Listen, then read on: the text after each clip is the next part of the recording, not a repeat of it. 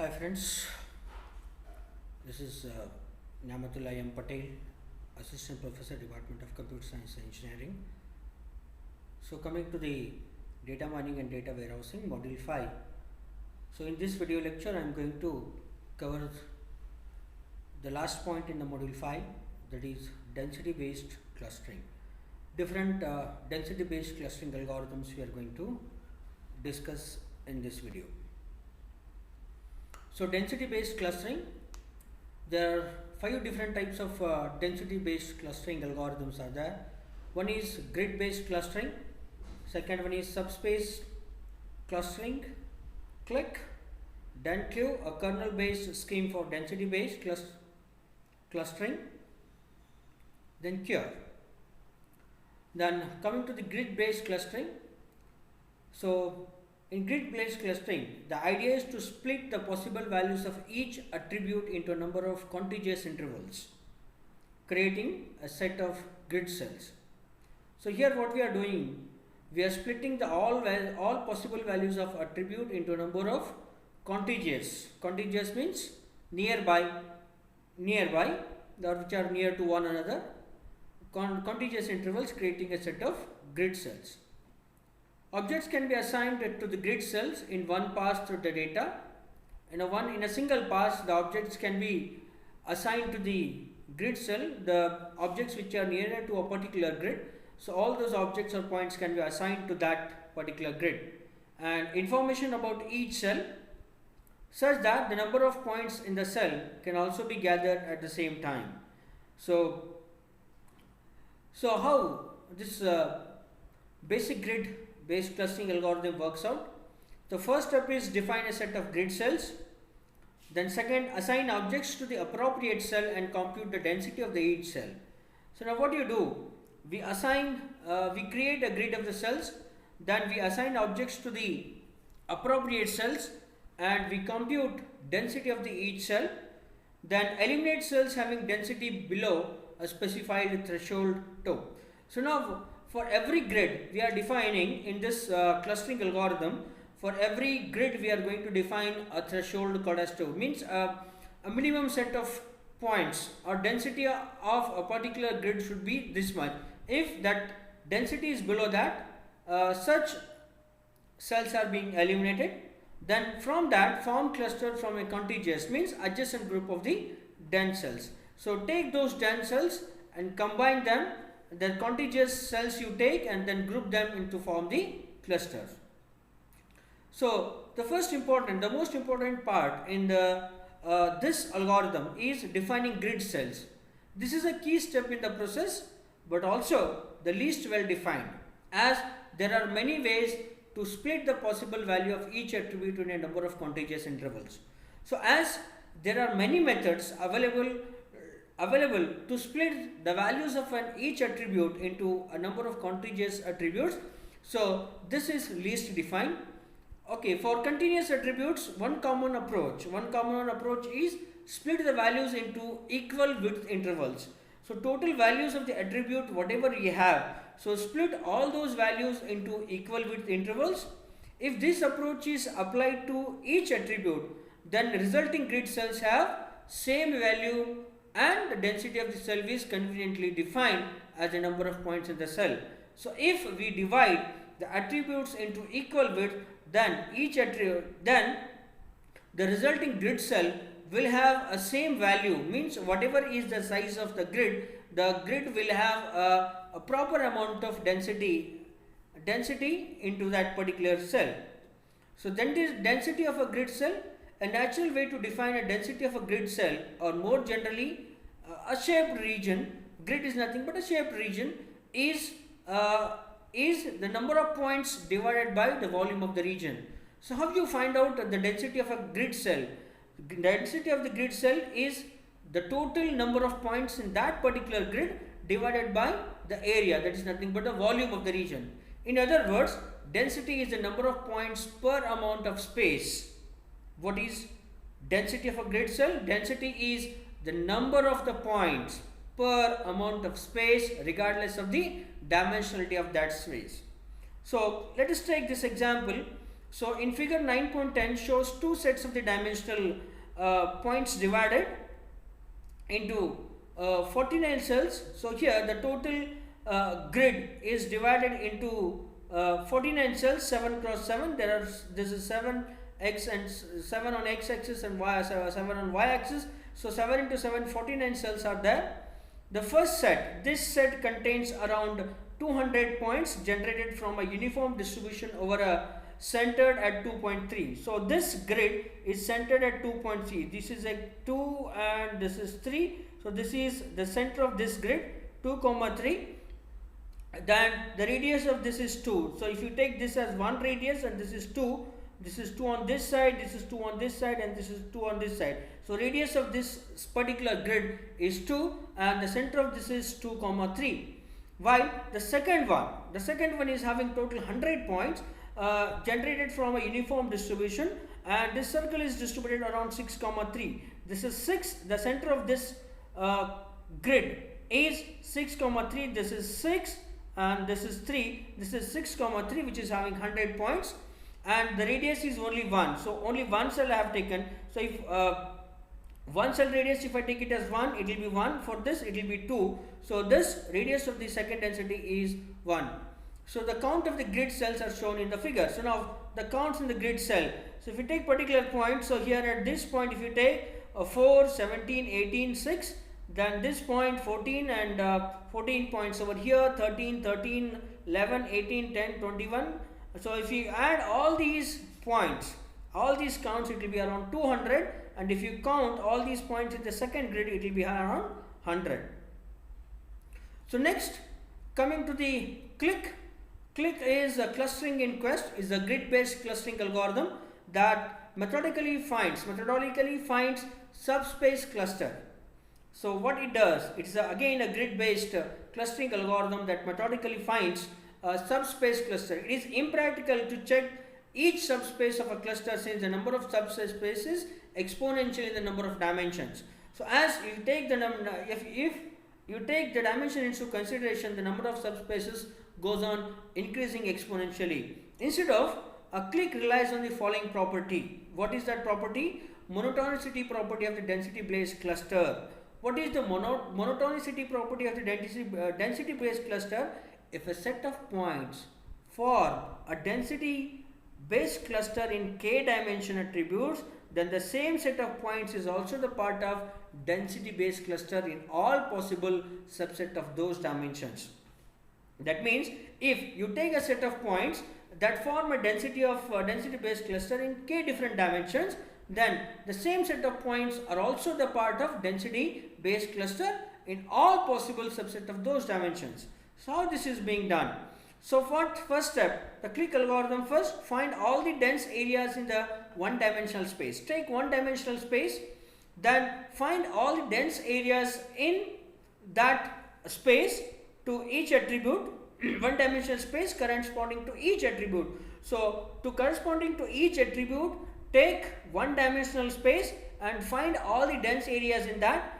This is set of dense one dimensional cells. Then let us take k equal to 2. We'll apply k means k equal to 2. Then I am going to generate k clusters. So generate all candidate dense k dimensional cells. So now a number of clusters here, k equal to 2. I can, how many you want, you can take it. So here k equal to 2. Generate all candidate dense k dimensional cells from dense k minus 1 dimensional cells. Eliminate cells that have fewer than some eta points. So now so here also again a threshold is defined.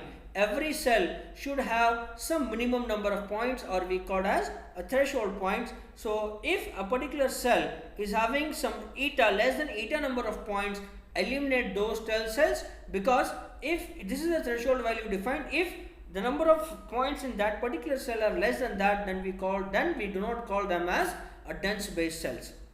Until go on increasing the k value. K is equal to k plus 1. If it is 2, then it will become 3. So you go on repeating this until there are no dense k dimensional cells. Then find clusters by taking the union of all adjacent high density cells.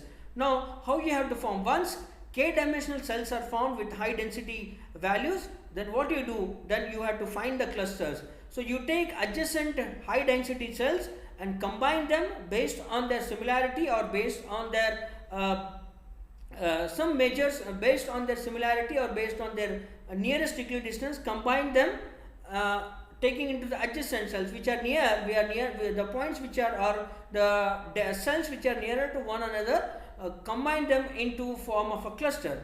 Then summarize each cluster using a small set of inequalities that describe the attribute range of the cells in the cluster. So this is a clique algorithm. Then coming to the Dehn-Clue, this is a kernel based scheme for density based clustering. Okay, so Dehn-Clue kernel is a part of the operation, the kernel based scheme for density based clustering. So Dehn-Clue is density clustering. So DEN represent density, DEN represent density, and CLU represent clustering. So density clustering is a density based clustering approach that models the overall density of set of points as a sum of influence functions associated with each point. Now what we are taking over here, for before forming a density cell, what we are taking, for every point I am going to check for the influence of the functions associated with each point. Means how many functions are influencing that particular point, take sum of all the influence functions associated with that point. The resulting overall density function will have local peaks, or we call as local density maxima. So for every cell we are going to define a local maxima or the local peaks or local density maxima we will perform. For every cell, define the local density maxima, and these local peaks can be used to define clusters in a natural way. Specifically, for each data point, a hill climbing procedure finds the nearest peak associated with that point. So you define the highest peak, then find out all the points which are nearer to this highest peak and form the cluster. And set of all that point associated with particular peak are called local density attractors, and that becomes a cluster. So what do? You define a center point or the highest point, and you just go on checking how many points are near to that highest local maxima, and all those together you form a cluster. So that is Dehn-Clue algorithm. So that is defined as, so density, derive a density function for the space occupied by the dotted point. Define some density function. Okay, so identify the points that are local maxima point. In a particular cluster, in a particular cell, define the local maxima. Then these are the density attractors. Okay, so associated each point with the density attractor by moving in the direction of maximum increase in the density. So go on increasing. So take every point and associate this point towards the maximum. So wherever it goes near to that local attractor, density attractor, so all those points near that attractor form a cluster. So define cluster consisting of the point associated with a particular density attractor. To define local maxima, all the points nearer to that local maxima or density attractor will be forming a cluster. So now if the cluster, discard those clusters whose density attractor has less density than a user defined threshold of some eta. So for every density attractor, means for every local maxima we are going to define a threshold. If that threshold is below some eta value, remove all those points and discard those clusters. Then combine clusters that are connected by a path of points that all have a density of eta or higher. Then when you discard all the clusters which are below some threshold value, then there will be a clusters only which are having some values higher than some threshold value eta or higher than that, then combine those clusters. Okay, so this is a Dehn-Clue algorithm. Then graph based clustering. So graph based clustering uses proximity graph. So it will start with the proximity matrix. Proximity matrix means we will have all the points and the nearest distance to all the points in the cluster or in the particular density. Consider each point as a node in the graph. Then each edge between two nodes has a weight, which is proximity between the 2 points. So each edge between the two nodes has a weight, means So between 2 points there will be a distance defined, that is nothing but the weight. So distance is the proximity, distance between the 2 points we called as the proximity between the 2 points. Initially the proximity graph is fully connected. So then apply minimum single link or maximum complete link algorithm, whatever we have studied previously, and with this graph. Okay, so in the simplest case, clusters are connected components in the graph. So now sparsification we apply here. So the amount of data that need to be processed is drastically reduced. Sparsification can eliminate more than 99% of the entries in proximity matrix. Means what it will do here, sparsification will eliminate all those points which are not nearest, means which are not in the proximity region, which are not in the nearby region of a particular cell. All those points will be removed. The amount of time required to cluster the data is drastically reduced, because as the number of clusters, as the number of points in a cluster is being removed, means the points which are not in the proximity region, all those points will be removed. The amount of time required to cluster the data is also reduced. The size of the problem that can be handled is increased. The clustering may work better if sparsification technique keep the connection to the most similar nearest neighbor of a point while breaking the connection to the less similar point. So in sparsification, so in this algorithm, if what we need to do is we need to keep the most similar nearest points, and we need to remove all those points which are not similar or less similar points. The nearest neighbor of a point tend to belong to the same class as the input itself. Means the nearest neighbor values we have to take, and we have to eliminate those points which are not near to one another. So this reduces the impact of noise and outliers and sharpens the distinction between the clusters. So as once we reduce all these points or connections in the graph that belong to the that are not in the proximity region, all those points are reduced, so that will eliminate the noise, and it will also eliminate the outliers, and it will sharpen the distinction between the clusters. Sparsification facilitates the use of graph partitioning algorithm or algorithm based on the graph partitioning algorithm, that is chameleon and hypergraph based clustering. So what you are given with a set of data. So based on this set of data, particular feature selection will do. What is this feature selection? We'll select some attributes. So based on that attributes, we'll generate similarity matrix. Let us assume a Euclidean distance between the points. That similarity matrix is being generated. Now sparsification we apply. Sparsification means the points which are not closer to one another, or the points which are away from a cluster, all those points are eliminated. So only the nearest points, or only the points which are nearer to one another, those points are kept, and the clusters are built. So this is one cluster, this is another cluster, this is another cluster, but all these clusters are interconnected before. Now we apply clustering. What we do? We eliminate the graph which are away from. So these two neighboring points are away from one another as compared to these points, and this point is again away from this. So we will eliminate all these points, and we generate three different clusters. So this is cluster 1, this is cluster 2, and this is cluster 3. So what are the limitations of current merging schemes?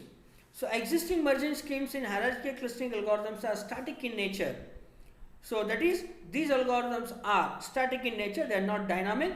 So minimum or cure algorithm, if you use, merge two clusters based on their closeness. So here we are merging the two clusters based on their closeness or based on their minimum distance, or if you take group average, we are merging two clusters based on their average connectivity. So chameleon clustering using dynamic modeling. So here adopt the characteristics of the data set to find the natural clusters. Use a dynamic model to measure the similarity between the clusters. So now what we are doing in chameleon is we are using a dynamic model to measure the similarity between the cluster. So main property is the relative closeness and relative interconnectivity of the cluster. So whenever you are merging two clusters, so what we need to consider, or what measure we need to consider, is we are considering relative closeness and relative interconnectivity of the cluster. Two clusters are combined if the resulting cluster shares certain properties with the constituent clusters. So when two clusters, if you want to combine two clusters, how we are going to cluster? We are going to combine, we will combine only those clusters which share some certain common properties. So the merging scheme preserves self-similarity, means the similarity between the points is not lost, it preserves that similarity. Steps. So pre-processing, what we do in this, represent the data by a graph. So what, here given a set of the points, whatever data is given a set of points, construct a k nearest neighbor algorithm graph to capture the relationship between a point and its k nearest neighbor. So here first step what we do, we want to find the nearest neighbors. So for that we are using k nearest neighbor algorithm to find out how many nearest neighbors are there for a particular point. Then concept of neighborhood is captured dynamically even if region is sparse, even if the region is not properly defined. So concept of neighborhood is captured dynamically. Now phase 1, what we are doing in phase 1, use a multi-level graph partition algorithm on the graph to find the large number of clusters or well-connected vertices. So in first level, what we are doing, in a first level we are going to develop a multi-level graph or partitioning algorithm to find a large amount of clusters or well-connected vertices.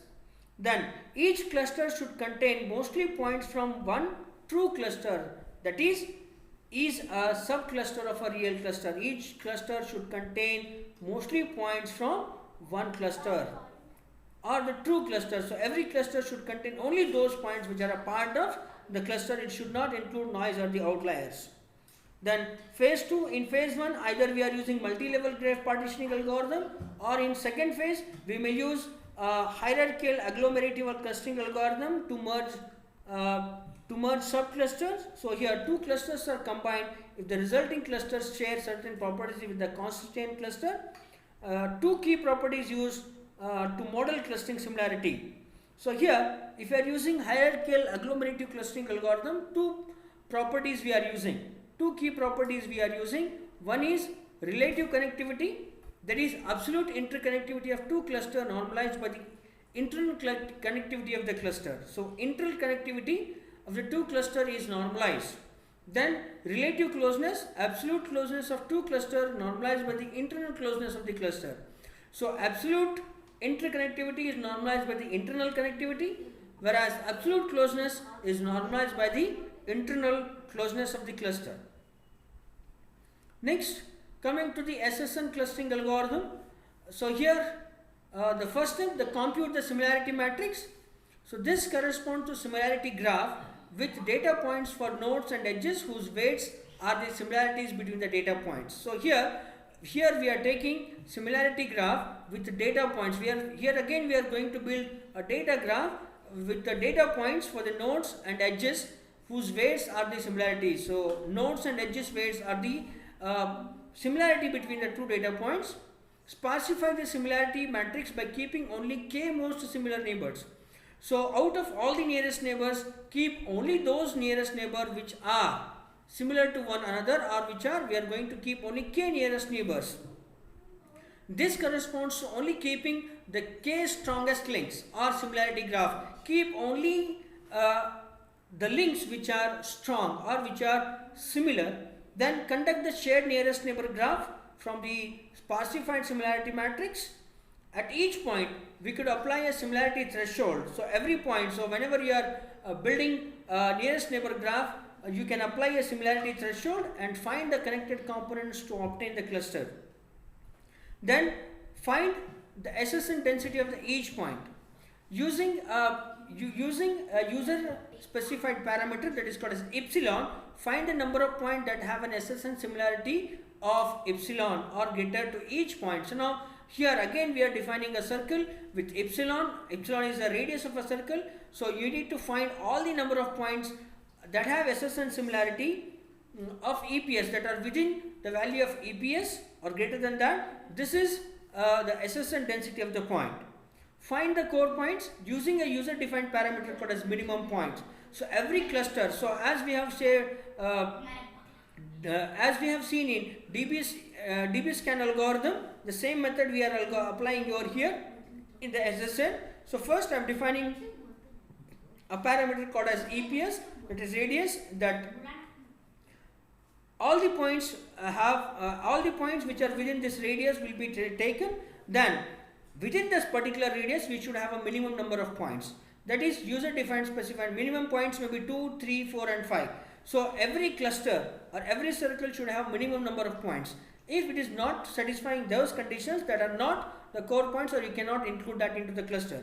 Find the core points. So if epsilon condition is satisfied and minimum points is equal to satisfied in that circle, then with respect to that point, that is a core point, that is all points that have an SSN density greater than minimum points.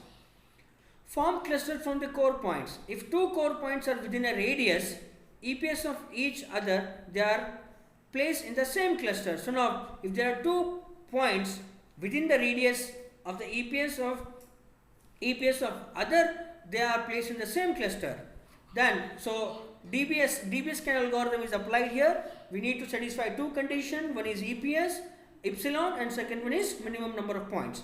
If any point that does not satisfy EPS and the minimum point criteria, then that point cannot be included into the cluster, that is outside the cluster. Then those all points are discarded because all those points are noise points. All non-core points that are not within the radius of EPS, that are discarded because they are the outliers or they are the noise points. Then assign all non-noise non-core points to the cluster.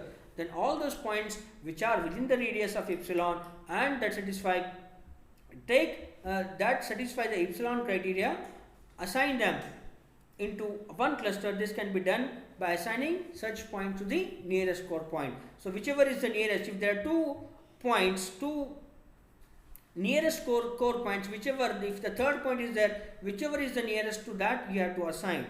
So here computational said nearest neighbor similarity, find k nearest neighbor for all the points. Then if 2 points x and y among the k nearest neighbor of each other, then similarity is equal to 0, else similarity is equal to number of shared neighbors. If similarity is there, include that. If similarity is not there, discard them. So this is, for example, if these 2 are the core points, and these all things of the outliers, and this point is a core point with the 3 neighbors within the epsilon range, and this is a core point, this is again 3 points with similarity. So what are the limitations of SSN clustering? Complexity of SSN clustering is high because n into time to find number of neighbors with EPS.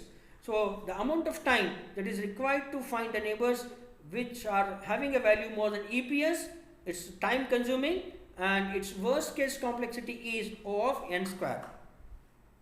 Then coming to the scalable clustering algorithm, Birch. So balanced iterative reducing and clustering using hierarchies is a highly efficient clustering technique for data in Euclidean vector space. So here, if your data is Euclidean Euclidean vector space, at that time we are applying Birch algorithm. So data for which average is a highly efficient clustering technique for data in Euclidean vector space, that is data for which average makes sense. So here I am taking the data for which average makes the sense. Birch can efficiently cluster such data with one pass and can improve the clustering with additional passes.